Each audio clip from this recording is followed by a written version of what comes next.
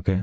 And, we always had an emphasis on praying before meals and praying, especially at certain times of the year, like Advent and Lent. We'd have devotional books that we'd read together as a family. Oh, wow. Um, I'm not going to say we had a perfect understanding of the faith, but I like to think that they did a pretty good job at being domestic church. Oh wow, that's really beautiful.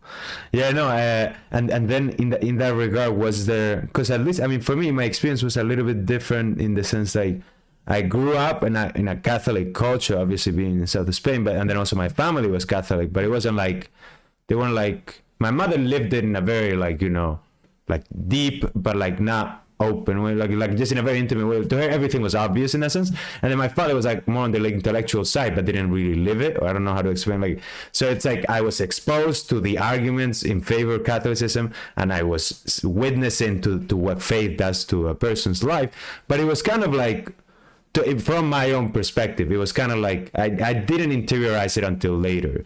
So for you, is that something that there was a moment? Because for me, it was like I moved away from the church and from faith, not out of like a specific action of rebellion, but just kind of it faded away. There was no actual foundation. And then I had to use those elements that I was given to build a foundation on which I can stand, an actual relationship with Christ. So how was it for you to build that foundation? Did it always feel like a continuous process, or a breaking and rebuilding or something like that?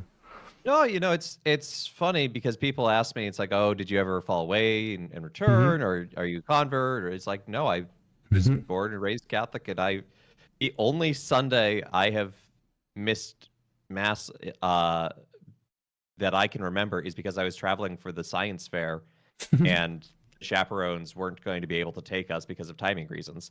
It's like I've always gone to Sunday mass. Maybe I wasn't always uh, the best morally speaking, but I was always Catholic, and always like, this is what you do as a Catholic, that you go to Sunday mass. Like, so that foundation was certainly always there for me, and just it's been one of those things where it's like I've never had a reason to not have it. Yeah. So it was just sometimes people ask me like, oh, did you ever think about leaving the faith? I'm like, honestly, no, I didn't ever have a reason to. That's awesome.